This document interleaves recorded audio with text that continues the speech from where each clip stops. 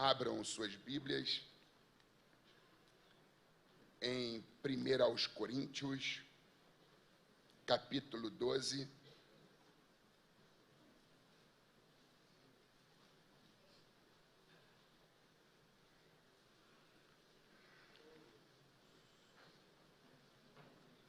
Primeiro aos Coríntios, capítulo 12, versos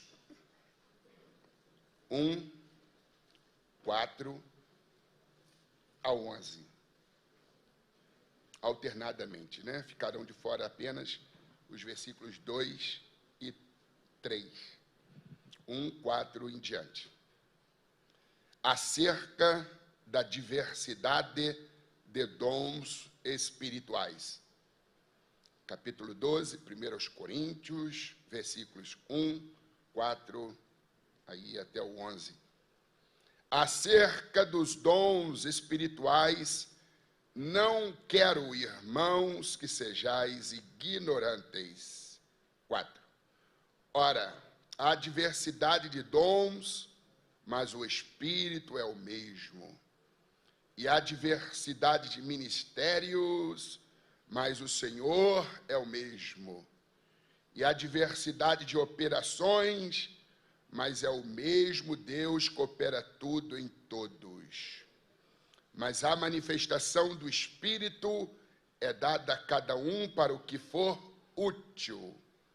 Porque a um, pelo Espírito, é dada a palavra da sabedoria, e a outro, pelo mesmo Espírito, a palavra da ciência, e a outro, pelo mesmo Espírito, a fé, e a outro, pelo mesmo Espírito, os dons de curar, e a outro, a operação de maravilhas, e a outro, a profecia, e a outro, o dom de discernir os espíritos, e a outro, a variedade de línguas, e a outro, a interpretação das línguas.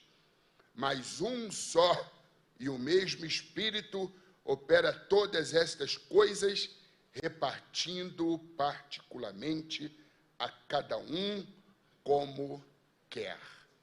Aleluia. Sentem-se, por favor. Mantenham suas Bíblias abertas no referido texto. Eu quero aqui associar ao tema da revista avivamento, a necessidade permanente da igreja. Queria que vocês citassem uma frase comigo. Digam assim: a maior razão pela qual não vivemos um avivamento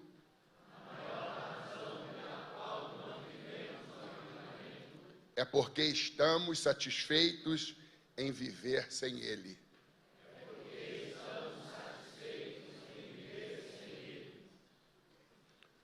Um dos pecados mais crassos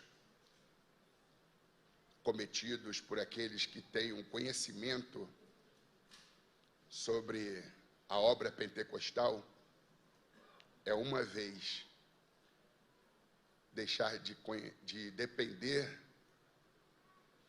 do fluxo da graça, de depender da ação do Espírito, para poder depender de si mesmo, se tornando assim um profissional da fé.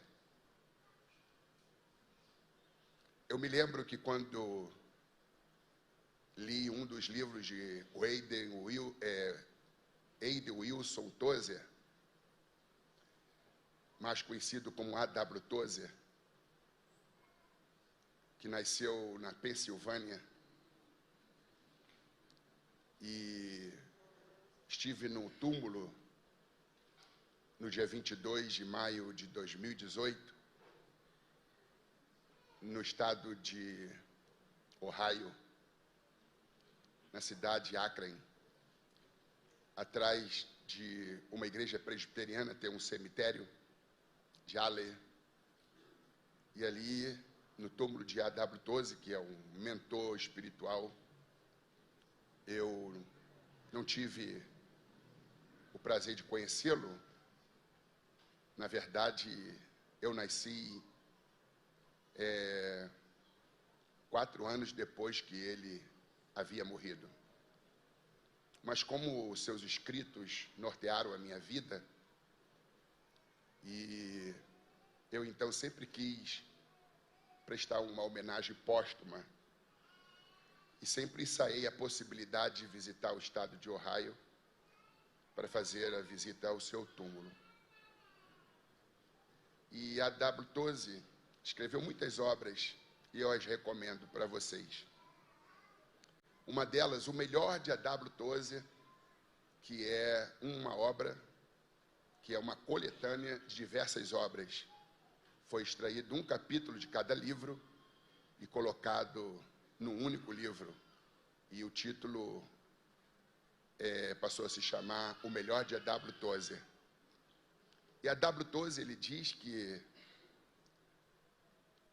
quando o pregador se posiciona atrás da tribuna e as suas pernas não tremem, não há taquicardia, o coração não fica acelerado, não há sudorese, sinais de suor, um frio na barriga, é sinal de que este pregador se tornou um profissional da fé. Ele está confiado nos seus estudos, no seu sermão, no seu conhecimento. E não importa se você tem 15, 20, 30 anos de ministério como pregador. Por mais que você tenha se familiarizado com o microfone, com o texto, com o contexto, por mais que você seja hábil na construção de um sermão, seja temático, seja textual, expositivo, em chegando aqui, não confie em nada, no conhecimento, na experiência, na vivência, confie na graça de Deus. Porque no púlpito ou em qualquer outro lugar, instrução não é substituta da unção. Mesmo que as pessoas não percebam que as suas pernas estão trêmulas, mesmo que as pessoas não percebam que você está apreensivo, e mesmo que esses sinais não sejam visíveis, mas aqui dentro você deve confiar no poder da graça do Senhor. Não no poder do seu canudo, no poder do seu certificado, do seu diploma ou do seu anel. Em muitos casos, quanto maior o anel, mais burro é o bacharel.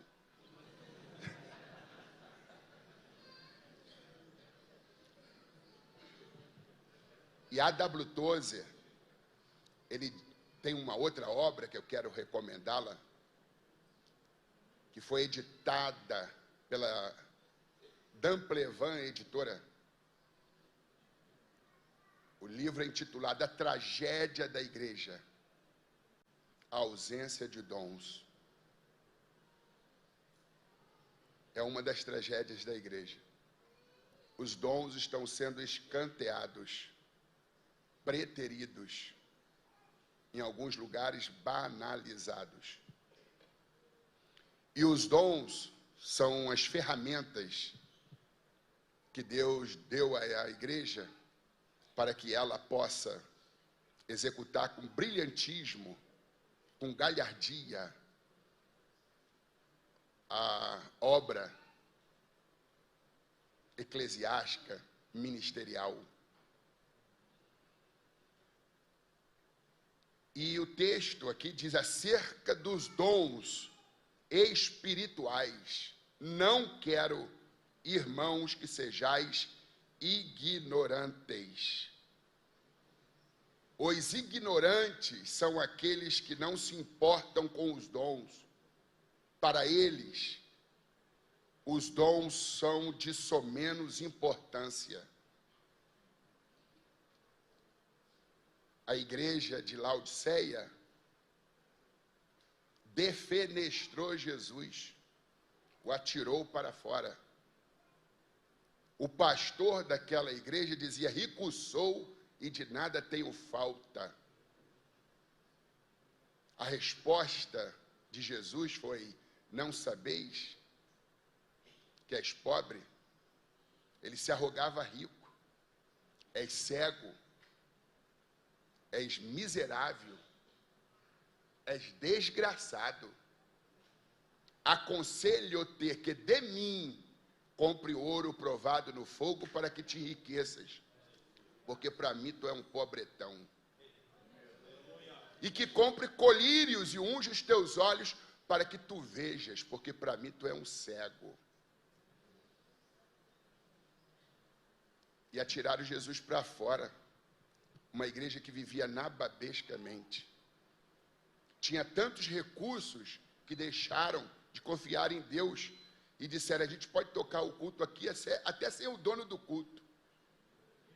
Se apropriaram do culto, e Jesus lá do lado de fora, capítulo 3, versículo 20 de Apocalipse: eis que estou à porta e bato.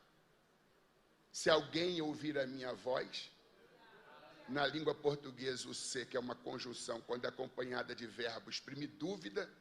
O que Jesus está dizendo é: se alguém ouvir minha voz, porque está arriscado eu estar batendo a porta aqui e ninguém está me ouvindo lá. A surdez espiritual. Não obstante Jesus ter sido expulso, e eu já vi membro ser excluído, eu já vi obreiro ser excluído, eu já vi pastor ser excluído, mas, irmãos, eu nunca queria ter sabido que na história Jesus já havia sido excluído por uma igreja, por quem ele havia submetido uma morte ignominiosa, uma morte reservada só para elementos da mais alta periculosidade, morte de cruz. É isso que a autossuficiência faz.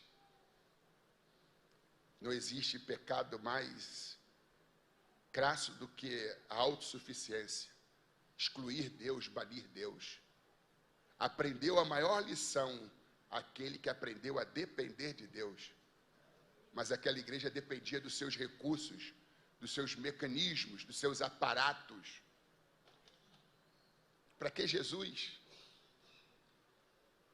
A W. Tozer diz que nós nunca devemos confiar as nossas vidas ou seguir a homem algum que não tenha as marcas da cruz e a unção de Deus em sua testa.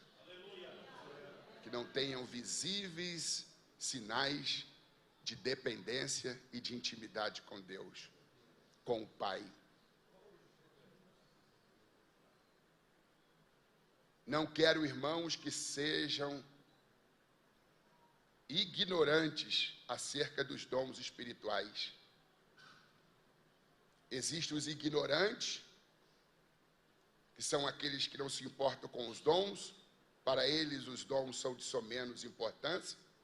Existem os cessacionistas, que creem que os dons espirituais, eles tiveram um tempo, um prazo de validade, e que já se esgotou, já venceu, já caducou, que os dons estavam reservados à era apostólica, e que valeram para a igreja do Novo Testamento, a igreja primitiva, a igreja do primeiro século, mas não valem para hoje, são chamados cessacionistas.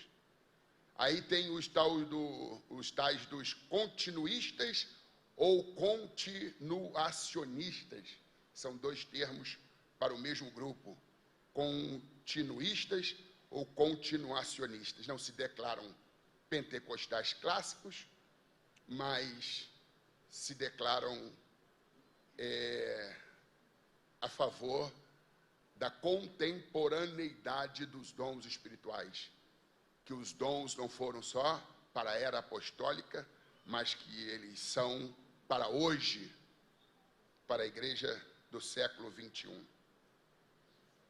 Os pentecostais clássicos, das quais todos fazemos parte, Acreditamos na contemporaneidade dos dons. Os neopentecostais também, porém cheios de distorções, de invencionismo, cheios de manias e de tantas outras peripécias. Então, existem os ignorantes, mas também existem os medrosos. Eu creio nos dons espirituais, eu creio em tudo isso, mas eu prefiro não mexer com esse negócio, porque quando o Espírito vem, as coisas começam a acontecer assim, de forma tão dinâmica, imprevisível, que eu perco o controle. E muitos não querem que o Espírito Santo atue exatamente para manter o controle. Não é uma liderança da carne? O controle tem que estar na mão do Espírito Santo. Eu prefiro não mexer com isso, prefiro não fazer, digamos, nenhum culto de avivamento, chamar pregadores que tenham dons de revelação, de profecia, de maravilhas. Não quero mexer com essas coisas, não. É um problema. Há uma outra obra que eu gostaria de recomendar, Surpreendido pela Voz de Deus, editora Vida, autor Jack Dee. Jack Dee, ele fala da importância de deixar a janela do sobrenatural aberta. Há um capítulo intitulado Abrindo a Janela do Sobrenatural. Quando a gente deixa a nossa janela da nossa casa aberta, entra o ruído, entra a poeira e entra a vespa. Mas entra a abelha, entra o som melodioso e entra a brisa. Aí a igreja diz assim, para não ter problemas, excessos, meninices, eu vou fechar a janela. Aí não entra a vespa, o ruído, e não entra a poeira, mas também não vai entrar a abelha, não vai entrar a boa música e não vai entrar a brisa. O que tem que haver, o que se requer, é um pastor que tenha pulso, discernimento, preparo espiritual, vida de oração, alguém que domina a palavra de Deus e deixa o Espírito fluir. Os excessos serão combatidos, a meninice será corrigida com amor, e quando necessário com pulso firme, para colocar a coisa em ordem. A igreja de Corinto, capítulo 1 da primeira carta, versículo 7, Paulo diz, nenhum dom vos faltou. Era uma igreja carismática. Todos os dons estavam sendo exercitados no seio daquela comunidade de fé do Novo Testamento. E havia muitos excessos. Tanto é que depois de Paulo falar sobre os dons espirituais no capítulo 12, ele viu uma falta de amor muito grande e que os dons estavam sendo mal utilizados. E ele vê, depois de falar sobre amor, falar também sobre a necessidade da ordem no culto. E ele quase que ocupa o capítulo 14 todo da primeira carta de Coríntios para falar da necessidade de ordem no culto. Fale 2 ou 3 profetas, mas um após o outro, porque um atropelava o outro. Tão ruim quanto a ausência dos dons é o mau uso dos dons. E na igreja de Corinto, usava-se os dons para a exibição, por uma questão de exibicionismo, autoafirmação, emocionalismo e competitividade. Aí Paulo, com pulso firme, um grande doutrinador, não fechou a janela do sobrenatural por causa das inconveniências, dos excessos, dos exageros. Não, ele combateu com a verdade, com a palavra, com a sã doutrina. Um homem cheio de discernimento como Paulo, não fechou a janela do sobrenatural. Eu vou expulsar a vespa, eu vou remover a poeira e eu vou acabar com esse ruído. Vai ficar aberta, porque a abelha é bem-vinda, a boa música é bem-vinda e a brisa é bem-vinda. Não podemos privar a igreja das coisas do Espírito por causa de algumas inconveniências humanas que precisam ser combatidas com discernimento e sabedoria. Digo assim comigo, eu prefiro uma igreja menina a uma igreja defunto. A menina cresce, o defunto apodrece. A igreja é menina. E daí? Vamos doutrinar a menina? Vamos caminhar lado a lado com a menina? Vamos passar um legado para a menina? Vamos contar as nossas experiências? Vamos ensinar a menina? A menina cresce. Mas o defunto apodrece. A maior necessidade da igreja é de poder do alto. Ou a igreja passa por um avivamento, ou por um funeral. O enterro na igreja começa com a negligência da oração. E a oração é um dos temas mais explorados por Paulo nas suas cartas, nas suas epístolas. Numa escala de 0 a 10, como está a sua vida de oração? Meu irmão, ore quando você tiver vontade de orar. Ore quando você não tiver vontade de orar. Ore até você ter vontade de orar.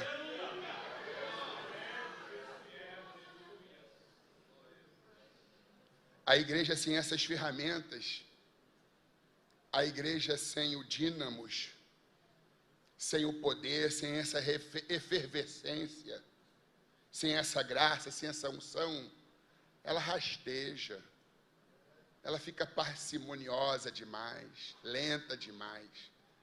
Ela passa a sofrer da síndrome de Martim da Vila. É devagar, é devagar. É devagar, é devagar, é devagarinho. E fica assim, a passos tartarugóricos. Mas não é isso que Paulo diz em Romanos 12, 11.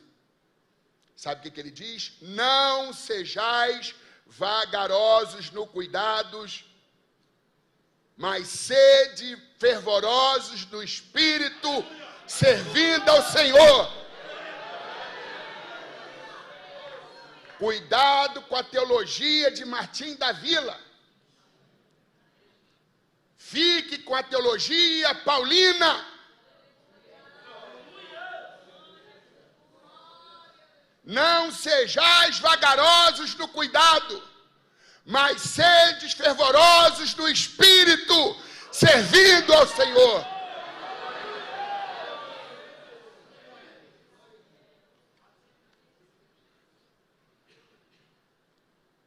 Paulo corrigiu, combateu os erros, combateu os excessos, doutrinou a igreja de Corinto para que ela deixasse ser uma igreja menina, uma igreja imatura, uma igreja neófita.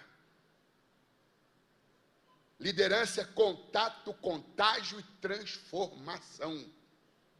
Por onde Paulo passou, ele deixou sua marca: acessibilidade, contato. Nunca foi um líder impessoal. Contágio, proximidade, troca, feedback, interatividade. E o resultado do contato e do contágio, transformação.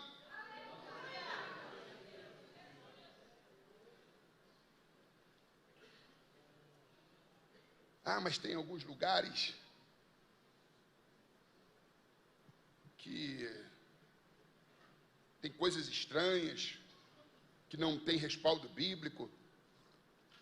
Vamos avaliar, vamos investigar, vamos procurar contrastar a experiência com a palavra. E se não se consubstanciar no que está escrito aqui, a gente doutrina, chama atenção, a gente puxa a orelha se necessário for, para colocar o trem no trilho, no seu lugar. Em alguns lugares realmente são bem estranhos. Se vocês pesquisarem na internet alguns cultos, uma das coisas que os pentecostais clássicos preservam é o princípio do controle consciente. Diga comigo, o princípio do controle consciente. Diferentemente do que acontece num terreiro de macumba, ou no centro espírita kardecista, que quando a pessoa é possuída, aí depois, do transe, aí você faz uma série de perguntas, não se lembra de nada. Mas o pentecostalismo clássico preserva o princípio do controle consciente. O espírito do profeta está sujeito ao profeta. É o princípio do controle consciente. Teve uma irmã que cantou um corinho antigo. Se o Espírito de Deus se move em mim, eu canto como o Davi. Para cantar eu sou uma negação, só tem cara do Tim Maia, mas não tem a voz do Tim Maia para cantar. Se o Espírito do Senhor se move em mim, eu adoro como o Davi. Eu prego, eu canto. Vocês conhecem mais do que eu, né? Aí teve uma hora que ele disse, o Espírito de Deus se move em mim. Aí o que houve, irmã? Davi baixou. A mulher com uma voz melodiosa, feminina, uma voz linda, uma voz de mulher. Daqui a pouquinho começou a engrossar a voz. Seu Espírito de Deus se move em mim, eu canto como o Davi. O que houve, irmãos? Davi baixou em mim. Deixa Davi lá, irmãos. Tive recentemente em Israel, visitei o túmulo de Davi. Nunca saiu de lá.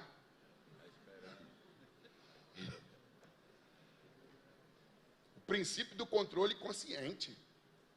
Porque quando o Espírito veio e me tomou, eu perdi a consciência. Eu dirigi uma congregação no Arnaldo Eugênio, subbairro de Campo Grande, que é o bairro mais populoso do Brasil, zona oeste do Rio de Janeiro. Aí tinha um rapazinho, que eu não vou dar o nome dele, começou a marchar na igreja, uma marcha meio estranha, sabe? Aí depois do culto chamei ele e falei, rapaz, não faz mais isso não. Não, pastor, é um mistério. Eu falei, que mistério? O mistério da marcha do cavalo branco. Eu falei, cá para nós. Aproveitando que só estamos nós dois aqui, aquilo mais parecia o mistério da marcha da Eguinha Pocotó. Ridículo demais, feio. Irmão, desista desse mistério. Eu não vou imitar ele aqui, porque 1,90 m, mais de 140 quilos, imitar o jeito que ele marchou, não parecia nada de marcha do cavalo branco. Eu discerni logo, opa, é a marcha da Eguinha Pocotó.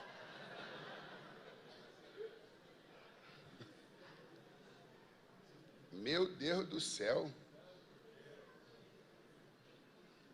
O que você vê por aí, estão usando agora os mantos, né? Uma coisa assim, terrível. Parece uma candombleia, uma macumbleia. Você vê e vê assim, isso é um terreiro de macumba, aí você olha, não, é um hospício. Haja gadernal. Meu Deus, a coisa está feia, irmãos. voltemos à palavra.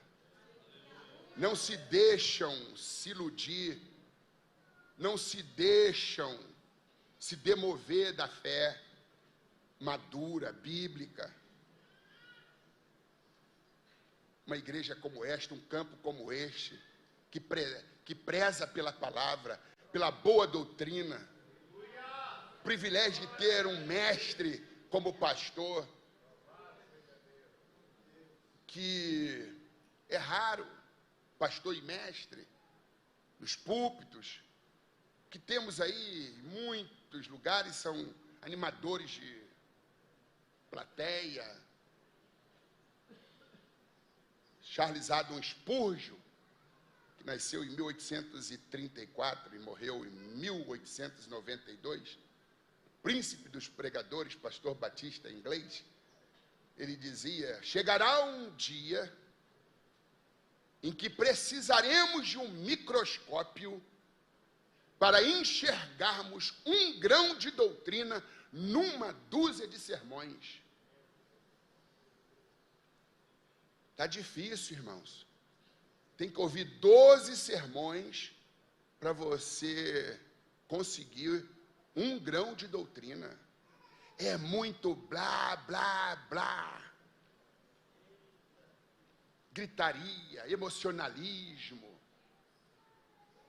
persuasão. Caia fora dessas coisas. Caia fora dessas coisas. A categorização dos dons,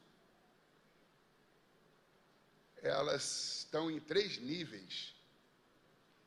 Os 3 primeiros dons citados por Paulo fazem parte dos dons de revelação.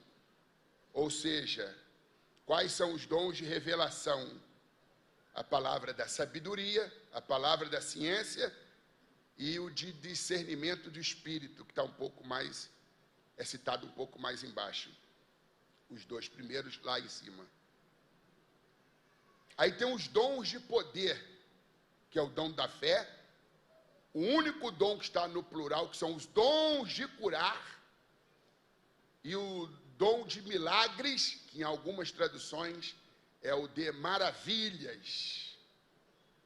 O dom de maravilhas. E tem os dons de inspiração, que é o dom de profecia, variedade de línguas e interpretação de línguas.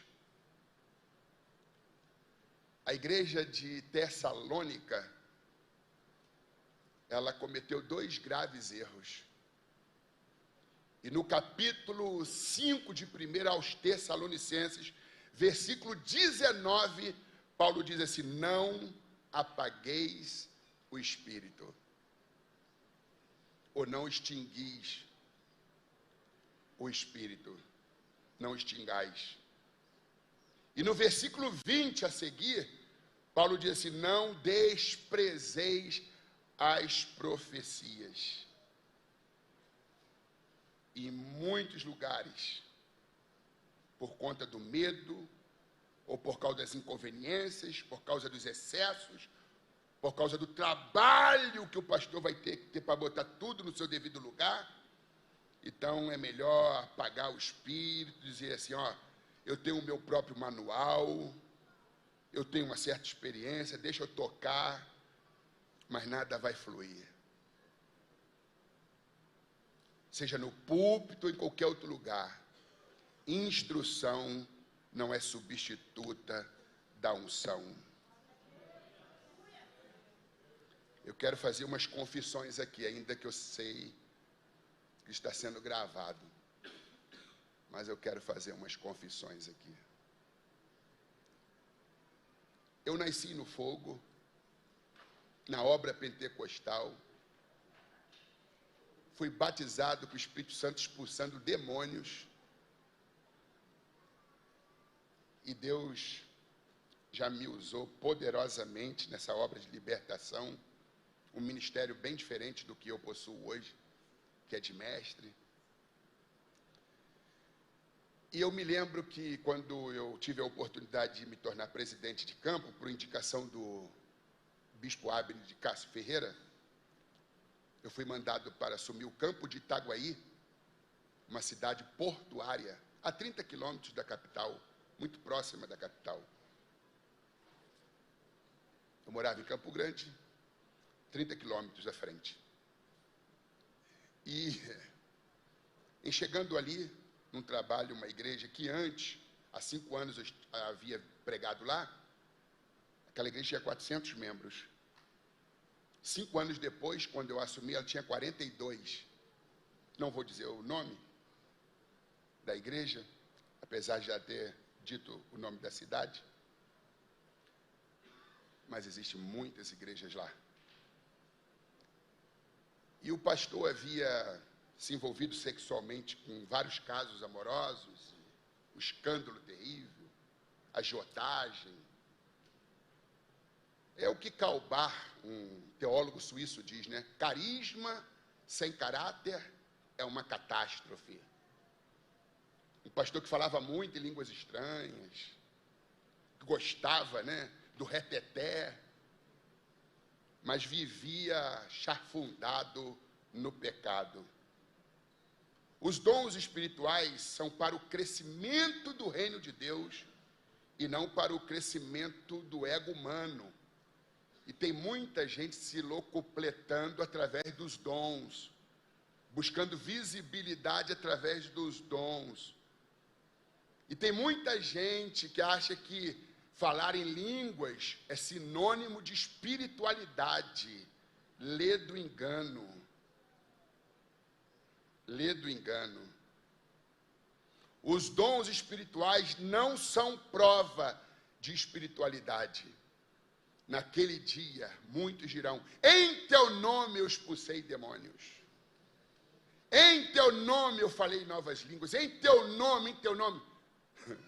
A resposta vocês já conhecem. Tu é um estranho. Quem é você? Eu não te conheço. Então não se apoie nessa falsa espiritualidade. Não se apoie nessa falsa espiritualidade. Aquele pastor foi flagrado e as coisas vieram a público. E por isso que houve esse êxodo, essa saída em massa.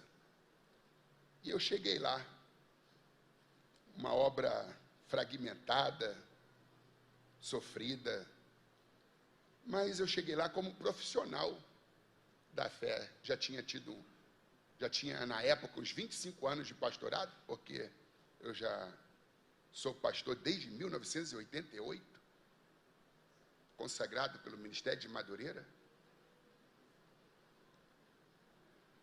E cheguei ali, muito frustrado. 1 ano depois eu fiz, como os empresários fazem, um balanço, né, de fim de ano, pós o contra, onde nós crescemos, onde deixamos de arrecadar, o que vendemos, o que não vendemos. Aí eu fiz um balanço para saber o quanto a gente havia progredido. E eu fiquei muito frustrado. Em 1 ano, nenhum batismo. Uma igreja também escandalizada. Ninguém foi batizado também com o Espírito Santo, nem batismo em águas e nem com o Espírito Santo. Arrecadação pífia. E 1 ano depois, continuava na bancarrota. Igreja cheia de dívidas. Aí, meus irmãos, eu consegui a primeira família, uma família católica, de intelectuais da cidade, gente com doutorado, mestrado. A senhora que trouxe os filhos já com 40 anos, netos, netas, teve uma experiência com Deus e trouxe todo mundo para a igreja e queriam ser dali. Vieram da igreja católica. Ela era uma jornalista aposentada, serviu há mais de 30 anos no jornal 0 Hora, na cidade de Porto Alegre. Eram todos originários do Rio Grande do Sul. E eu passei a ser pastor deles. Mas aquela senhora começou a apresentar um comportamento estranho.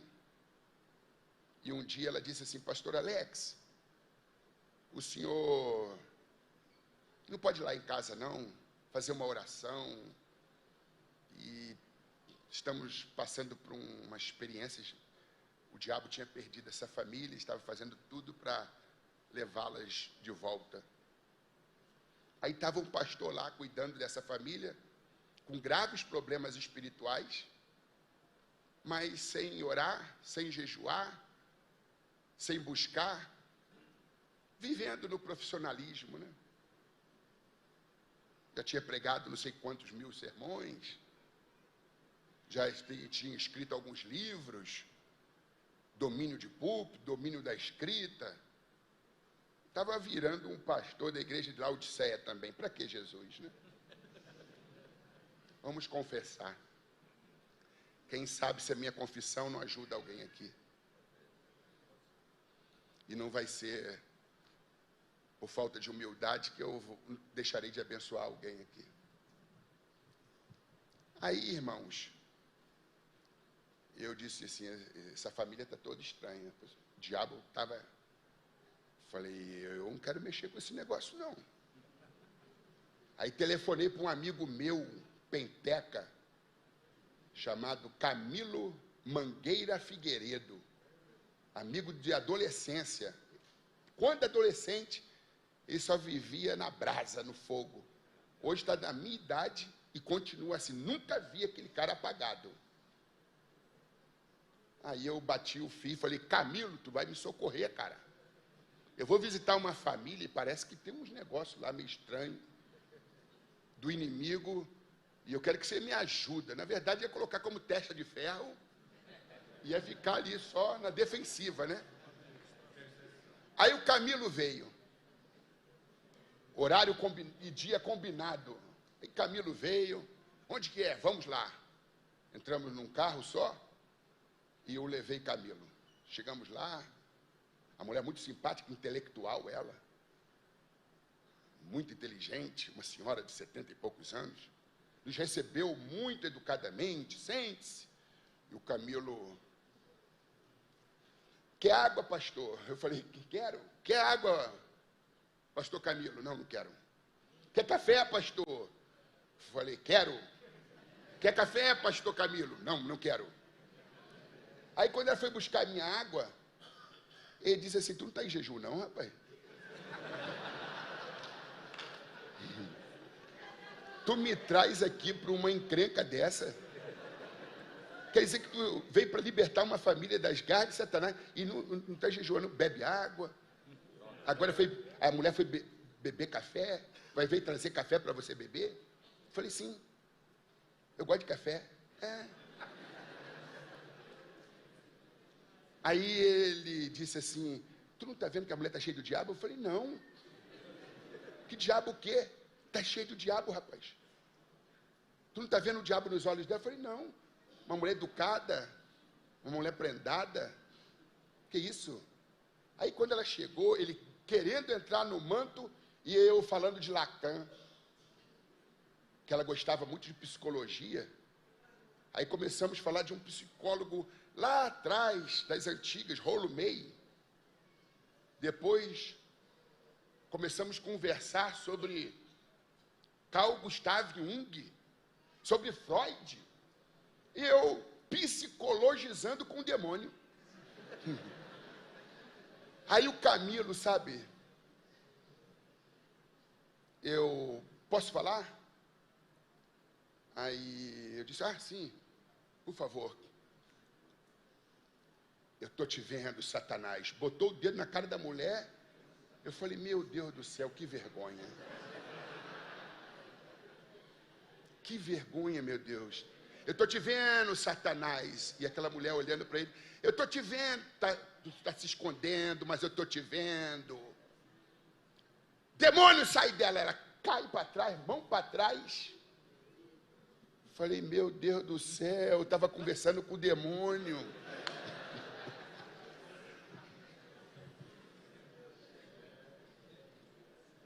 que falta faz o discernimento de espíritos.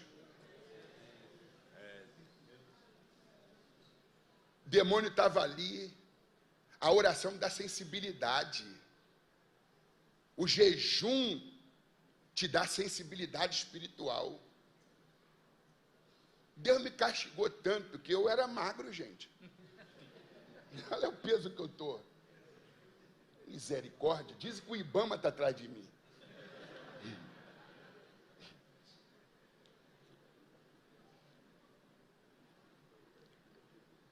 Sai, demônio! Irmão para trás, começa a gritar. Eu falei, é mesmo o demônio. É o demônio. Já estava aí um bocado de tempo, rapaz. Tu não viu? Eu falei, não vi, não. Meus irmãos, um mês depois, eu estou dirigindo uma Hilux. O padrão caiu, né? Hoje é uma baratinha. Aí, bateu atrás. Falei, meu Deus do céu, uma pessoa bateu. Aí eu desci para ver, era um carro todo bagaçado, Hilux, quase não aconteceu nada, né? Aí eu fui socorrer o indivíduo. Quem era o indivíduo? O pastor Camilo. Falei, tanta gente para bater no meu carro no Rio de Janeiro. Logo você é profeta. Retaliação, rapaz. Retaliação.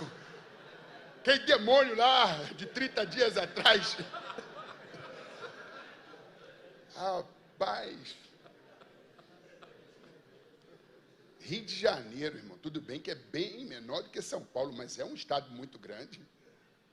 E quantos são motoristas, veículos? O pastor Camilo afundou a traseira do meu carro. E para explicar à seguradora que eu era o errado, porque bateram atrás. Esse já é outro assunto. Aí, irmãos, uma reflexão. Falei, eu preciso voltar às minhas origens. Eu estou vivendo como um cessacionista. Eu sou um pastor medroso. Quero ter vida no altar. Mas não fiz nada, não. Esqueci. Aí tinha uma irmã chamada Zeni Bulé. À época, 78 anos de idade. Hoje, mais de 90. Uma senhora negra, com deficiência motora do lado direito, mão e perna, e deficiência visual de um olho. E ela se apaixonou pelo meu filho especial, que a chamava de vó, e ela chamava de meu netinho. E o meu outro filho, que está em Portugal, se apaixonou pela irmã Zeni, e a gente vivia numa casa grande, tinha um quarto, e a gente mobiliou para a irmã Zeni, apesar dela ter condições, ter casa, filhos, família, e ela viúva, ela queria morar conosco. Então era a fome e a vontade de comer. Nós querendo ter a irmã Zeni conosco, e a irmã Zeni querendo morar conosco. Conversamos com os filhos dela, regulam a minha idade. Não, tudo bem. Até porque na mesma cidade, se der saudade, a gente bate um fio, a gente chama a mamãe aqui, a gente vai buscar, sem problema. E a irmã Zeni não era empregada doméstica, a irmã Zeni era tratada como uma rainha. Aí um dia, na minha biblioteca, debruçado lá, escrevendo um artigo para o jornal O Semeador, para qualquer outro órgão, não me lembro, aí alguém bate a porta. Está dentro da minha casa batendo na porta? Nem precisa. Aí eu disse, entra, era a irmã Zeni Bulé. Aí ela entrou, eu falei, sente-se. Aí ela sentou-se. O que se traz, irmã Zeni Bulé? Eu tive uma revelação, meu filho, contigo. Falei, então me conte. A revelação que eu tive era assim, um palácio. Você era como um califa, um rei muçulmano. Usava turbante, aquelas vestes talares. E como eu cheguei aqui na sua biblioteca, na revelação eu chegava e batia no teu quarto. Teu quarto era luxuoso, cortinas de seda, almofadas de seda, uma cama enorme de marfim, mas a cama era muito grande. Tudo bem que o senhor seja alto, tudo bem que o senhor tenha esse corpo anzil, mas a cama era exageradamente grande, não precisava ser tão grande. Confortável, e o senhor se despreguiçava de um lado para o outro, e eu chegava, quando o senhor me via, disse: entra, irmã Zeni, como o senhor acabou de fazer aqui. E eu estava com meu braço todo carcomido de lepra, e minava água e sangue, e parte dos ossos estavam à mostra. E eu ia até o senhor e disse: pastor Alex, Deus me trouxe aqui, porque ele disse que o senhor tem a cura. Olha como está o meu braço, em carne viva, dá para ver até os ossos, e não para de sair água e sangue. E Deus disse que o senhor tem a cura. E eu bocejava e dizia assim: irmã Zeni, com o tempo isso vai se curar. Não há nada que eu possa fazer. Não, o senhor pode fazer, porque Deus disse que a cura virá através do Senhor. E eu bocejava, virava de um lado para outro. Irmã Zeni, é o tempo que vai fazer cicatrizar, é o tempo que vai fechar a ferida, é o tempo que vai trazer sua cura. Não, Deus disse que é através do Senhor. Aí, contou isso, mais alguma coisa? Ela disse: não, por hora não. Se despediu, saiu. Aí, quando eu dobrei os joelhos, impactado com aquela revelação, bateu de novo a porta. Eu disse: entra. Era a irmã Zeni. Ah, eu tenho algo para falar. É a interpretação. Deus me deu a interpretação. Ele disse que eu represento a igreja de Itaguaí, que ele lhe confiou. O meu braço carcomido de lepra é escândalo, pecado, e a igreja ficou doente. E Deus confiou ao Senhor essa igreja doente, mas o Senhor só boceja, o Senhor só quer cama de marfim, o Senhor só quer almofadas de seda, cortinas de seda. O Senhor fica na zona do conforto, mas não quer a zona do confronto. E Deus manda dizer para o senhor, pastor: pouca cama, pouco prato e muita sola de sapato. Falei: como é que é, irmã Zeni? Pouca cama, o senhor está dormindo além da conta. O senhor não precisa dormir tanto assim. Outra coisa, o senhor está comendo muito. Quanto tempo faz que o senhor não jejua? Falei: irmã Zeni, não me lembro. Então jejua, pastor. E outra coisa, entra no carro, sai do carro, entra no carro. Esse povo que se escandalizou, que saiu, não vai voltar. Se o pastor que assumiu essa igreja não for visitar, não é delegar, não, vai. Esteja junto. Não é um trabalho que está estável. É um trabalho que está desestruturado.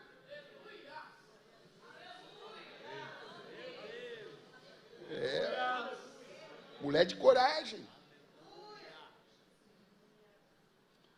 Falei: meu Deus, por que eu trouxe essa mulher para minha casa?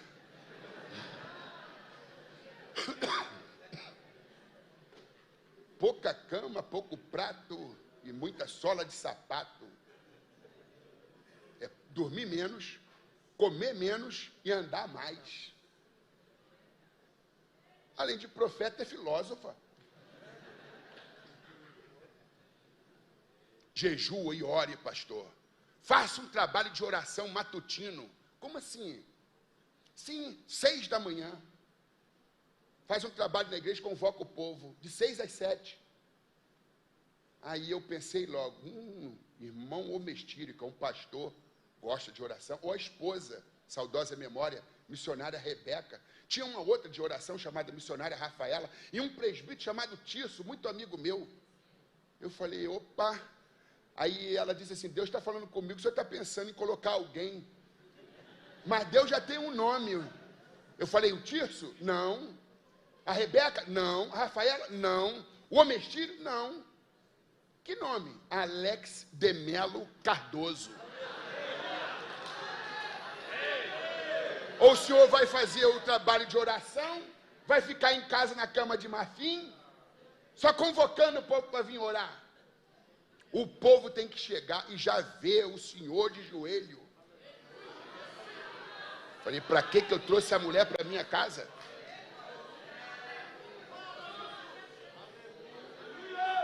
Não é o Mexírio, não. Não, é Alex. Não é Rafaela, não, é o Alex. Então é o Alex. 6 horas da manhã, irmãos, eu já estava lá. Chorando, falando com Deus. 3 dias de oração. Houve um mover terrível naquele lugar. 1 mês, 2 meses. Em todo o período que eu fiquei lá, eu fui um pastor presidente, dirigente do culto de oração matutina. Aquele trabalho permaneceu durante toda a minha gestão. Eu orando, orando, orando. Daqui a pouquinho, almas sendo batizadas com o Espírito Santo. Gente se rendendo. A sede tendo suas representatividades no batismo. 3, 6, 9, 12, 18, 20, 25, 30 candidatos. E a igreja fluindo. Muita gente de outras igrejas procurando aquele mover, aquela graça, aquela unção. E eu quero se tornar membro dessa igreja. Daqui a pouquinho tínhamos que colocar cadeiras no corredor, porque não dava gente na galeria. E começamos a fazer gabinete pastoral novos, sala nova para minha esposa, a sala da pastora. Vamos colocar ar-condicionado, vamos colocar não sei o quê. E começou a entrar dinheiro, melhorou tudo.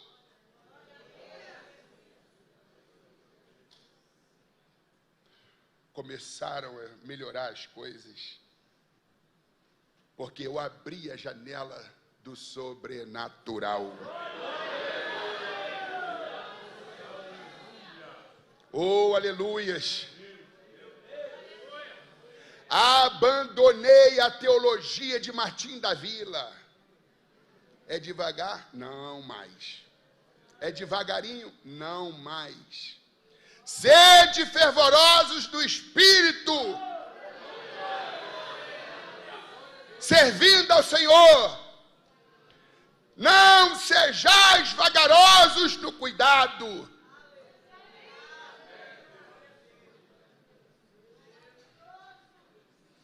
A maior necessidade da igreja é de poder do alto. Agora eu quero recomendar uma outra obra. Livros que marcaram a minha vida, que revolucionaram a minha vida, que deram uma guinada de 180 graus na minha vida.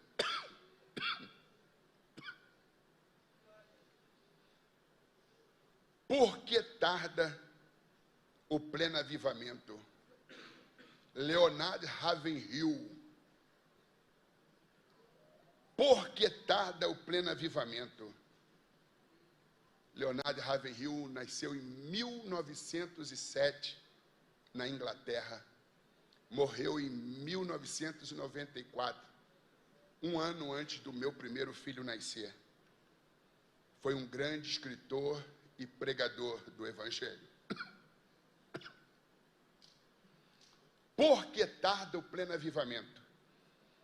E nesta obra, que na verdade é um opúsculo, um pequeno livro, eu diria um pequeno grande livro, pequeno no tamanho, grande no conteúdo e no quesito riqueza teológica.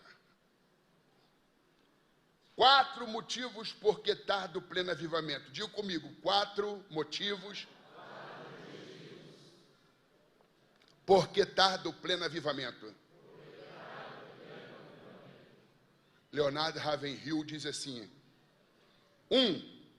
Tarda o pleno avivamento porque os pregadores e evangelistas estão mais preocupados com dinheiro, fama e aceitação pessoal do que em levar os perdidos ao arrependimento. A prioridade mudou. Não é mais a glória de Deus. Não é mais levar os perdidos ao arrependimento. É dinheiro. É fama e aceitação pessoal. Citando novamente Charles Haddon Spurgeon, diz que aquele que serve a Deus por dinheiro, cedo ou tarde servirá a Satanás com um salário melhor. O que te motiva?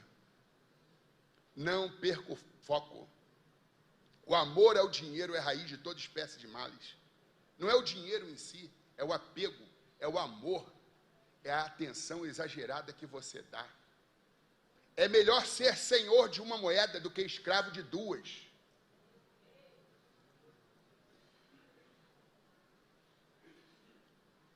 E diz Leonard Ravenhill, o segundo motivo porque tarda o pleno avivamento, tarda porque os nossos cultos parecem mais shows teatrais do que pregação do Evangelho. Aí, nessa revista que você tem em mãos, na página 78, quero fazer um contraponto na página 78, que é um material robusto, rico. Não quero abrir mão aqui da sua essência. O último parágrafo, na página 78, 2, Filipe desce a Samaria. Localizou? Página 78, no último parágrafo, lá embaixo. E descendo Filipe a cidade de Samaria, lhes pregava a Cristo. Hoje prega-se tudo, mas a mensagem não é mais cristocêntrica. E descendo Filipe a cidade de Samaria, lhes pregava a Cristo. Filipe era um diácono cheio do Espírito Santo, portanto, avivado. Aleluia. Esse foi um dos pré-requisitos para a inclusão no diaconato da igreja primitiva.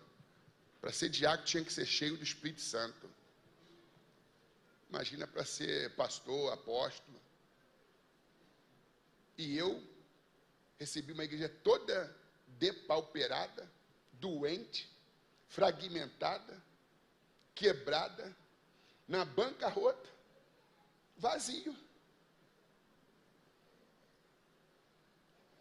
É melhor um púlpito vazio do que um vazio no púlpito.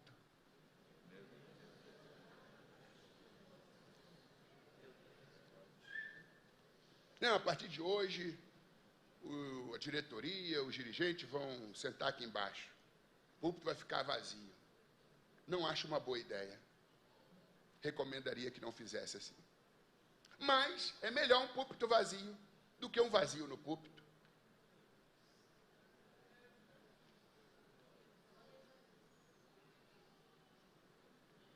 Aí diz mais: a exemplo de Filipe, muitos pregavam e proclamavam publicamente o Evangelho. Na ordem da grande comissão, constava Samaria como a seguinte. E isso era muito importante porque o avivamento estava derrubando barreiras. Quando a torrente do avivamento vem sobre a igreja, multidões são salvas, e eu vivi isso depois que eu busquei ser cheio do Espírito. Multidões são salvas e caem por terra todas as diferenças. Assim como o Espírito Santo impeliu a Filipe para Samaria, continua nos impelindo a outros povos para a mesma finalidade: pregar a Cristo. Agora, no último parágrafo, Filipe pregava a Cristo. O diácono pregador tinha uma mensagem para os samaritanos. Não misturava com os sincretismos tão comuns da época. Sua mensagem era Cristo.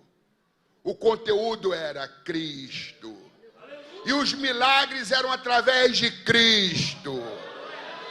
É lamentável a existência de grupos que não querem somente a mensagem de Cristo. Querem Cristo e os adendos do curso deste mundo. Cristo e as paixões da carne. Cristo e alguma coisa a mais. Ficamos realmente surpresos quando pregamos somente Cristo. E alguns insinuam que queriam algo mais. Filipe pregava somente Cristo, o que foi morto, sepultado e ressurreto. Essa mensagem gera o verdadeiro avivamento.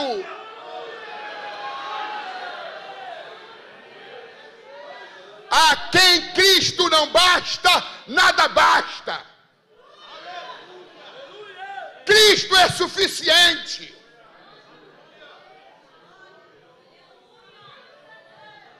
Fuja de mensagens cheias de firulas.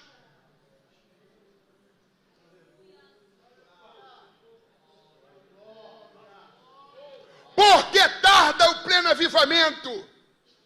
4 motivos por que tarda o pleno avivamento. Já disse o primeiro e o segundo motivos. Agora o terceiro. O avivamento tarda porque não temos mais interesse e fervor na oração. Basta ver a frequência dos cultos de oração. Por que tarda o pleno avivamento? Em último lugar, o avivamento tarda porque roubamos a glória que pertence a Deus. Culto personalista.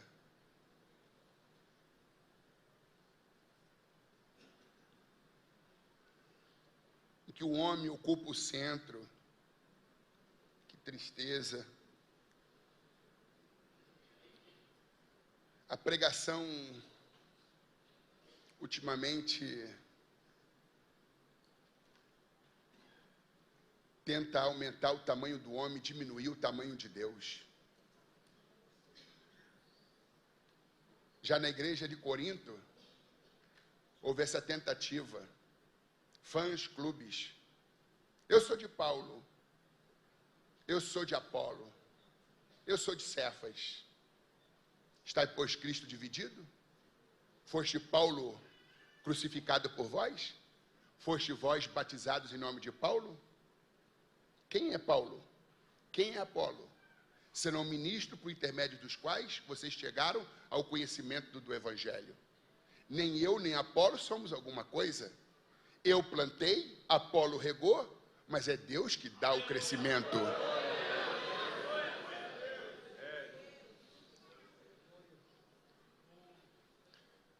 Ele acaba com o culto à personalidade. E é interessante que na chave bíblica do Novo Testamento grego, ele não diz quem é Paulo e quem é Apolo. Isso é coisa dos léxicos, dos tradutores. Porque no original está que é Paulo, que é Apolo. Porque que se refere a objeto. Que é isso? Quando eu me refiro à pessoa, quem é ele? Então Paulo usa o que e não o quem. Porque ele estava se colocando como um objeto. Paulo está dizendo, e eu já disse aqui numa outra ocasião, eu sou o cano que fica atrás do reboco, escondido na parede. Há uma torneira linda, cravejada de diamante, feita de ouro maciço. Todo mundo que passa olha para a torneira e diz, que torneira linda. Essa torneira é Jesus. Tem uma mão que desce, abre e fecha a torneira. Essa mão é de Deus. Tem a água que sai pela torneira, que é o Espírito Santo para descedentar nossa sede. Paulo está dizendo, a mão é de Deus, a torneira é Jesus, a água é o Espírito Santo, eu só sou o cano. E está de bom tamanho. A glória de Deus, a glória de Jesus, a glória do Espírito Santo, eu só sou o cano. Só o fato do Espírito passar por mim para descedentar a sede da igreja, é um privilégio. Aceite o seu chamado de cano, porque se você não aceitar ser cano, tu vai entrar pelo cano.